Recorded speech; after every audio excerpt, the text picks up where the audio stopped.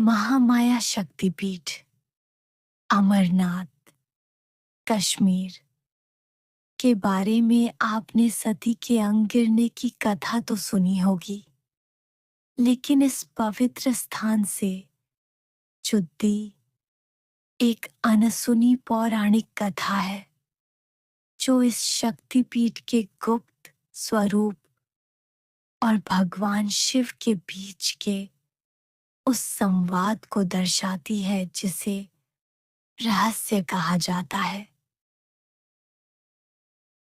अमरनाथ की गुफा को केवल शिव के अमरत्व की कथा के लिए जाना जाता है, लेकिन प्राचीन कश्मीरी ग्रंथों के अनुसार यह वह स्थान है जहां सती का कंठ, गला गिरा था। यहाँ देवी महामाया के रूप में विराजमान है। एक बार माता पार्वती ने महादेव से पूछा, हे नाथ, सती के रूप में जब मेरा देह त्याग हुआ तो मेरे अंगों के गिरने के बाद उन स्थानों की ऊर्जा कहाँ गई? महादेव मुस्कुराए और उन्हें कश्मीर की इन बर्फीली वादियों में ले आए। कहा जाता है कि जब पार्वती इस गुफा में पहुंची तो उन्होंने वहां अपनी ही पूर्व देह सती की ऊर्जा को एक प्रकाश पुंज के रूप में देखा। महामाया शक्तिपीठ का यह स्वरूप इतना तेजस्वी था कि स्वयं महादेव ने उसे बर्फ के आवरण से ढक दिया ताकि आम मनुष्य उस तीव्र ऊर्जा को सह सके। अक्सर लोग हिमलिंग के दर्शन को ही पूर्ण मानते हैं, पर अनसुनी मान्यता यह है कि हिमलिंग शिव का निर्माण तभी शुरू होता है जब महामाया शक्ति की अदृश्य उपस्थिति उस गुफा में जागृत होती है।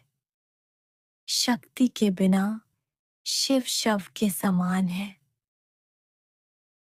इस कहावत का जीवंत प्रमाण यह गुफा है।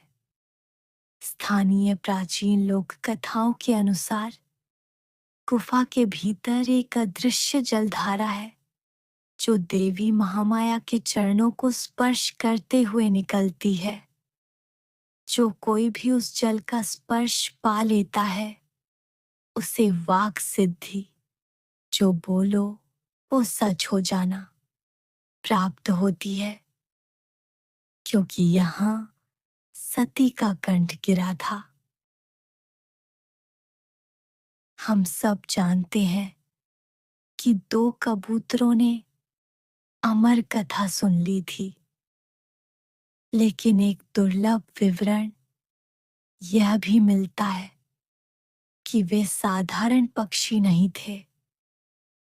वे देवी महामाया के दो प्रधान गण थे जिन्हें देवी ने स्वयं वहां रुकने की आज्ञा दी थी ताकि वे युगों युगों तक इस बात के साक्षी रहें कि जहां शिव ज्ञान देते हैं वहां शक्ति आधार बनकर सुनती है।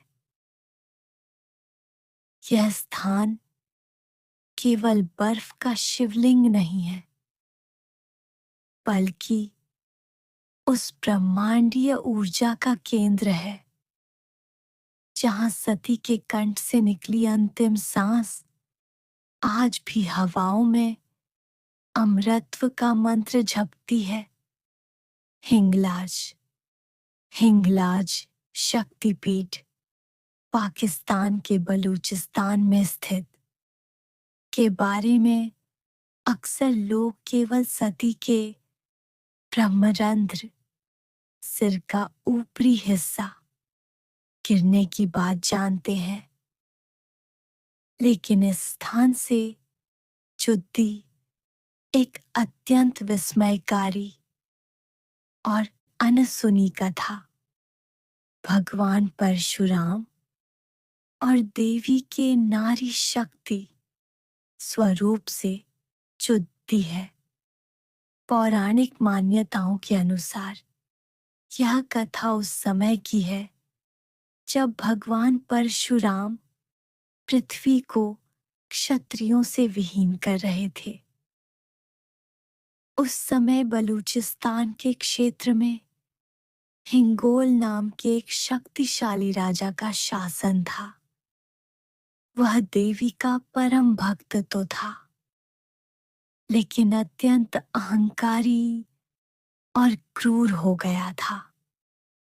उसने राशियों और निर्दोषों को प्रताड़ित करना शुरू कर दिया था। जब भगवान परशुराम ने उसका वध करने के लिए उसका पीछा किया, तो हिंगोल भागते हुए हिंगलाज की गुफा में छिप गया। जैसे ही परशुराम गुफा के द्वार पर पहुंचे, साक्षात आदिशक्ति प्रकट हुई। देवी ने परशुराम को रोका और कहा, हे भार्गव, यह भक्त अपराधी है, किंतु इसने मेरी शरण ली है। इसकी अंतिम इच्छा है कि यह स्थान इसके नाम से अमर हो जाए। परशुराम ने देवी के सम्मान में अपना फरसा रख दिया। देवी ने हिंगोल का अंत इस प्रकार किया कि उसकी आत्मा को मोक्ष मिला और वह स्थान हिंगलाज, हिंगोल का लाज रखने वाला कहलाया। रोचक तथ्य, कहा जाता है कि भगवान परशुराम ने अपने क्षत्रिय संहार के पाप का प्रायश्चित करने के लिए इसी गुफा में देवी की कठोर तपस्या की थी। इस मंदिर की एक ऐसी बात है जो शायद ही बाहरी दुनिया को पता हो। यहाँ हिंदू और मुस्लिम धर्मों का एक अनोखा संगम मिलता है। स्थानीय मुस्लिम समुदाय हिंगलाज माता को नानी पीर या बीबी नानी के रूप में पूजते हैं। वे मंदिर की यात्रा को नानी का हज कहते हैं। मंदिर के पास एक कुंड है जिसे चंद्रकूप कहा जाता है। वहां तीर्थयात्री नारियल और मक्कई भुने हुए दाने चढ़ाते हैं। माना जाता है कि अगर चढ़ावा चढ़ाते समय कुंड में बुलबुले उठें, तो माता ने आपकी हाजिरी स्वीकार कर ली है। एक लोक कथा यह भी है कि मंदिर की गुफा में एक दिव्य ज्योत जलती है, जिसके दर्शन केवल उन्हीं को होते हैं जो पूर्णतः सात्विक होते हैं।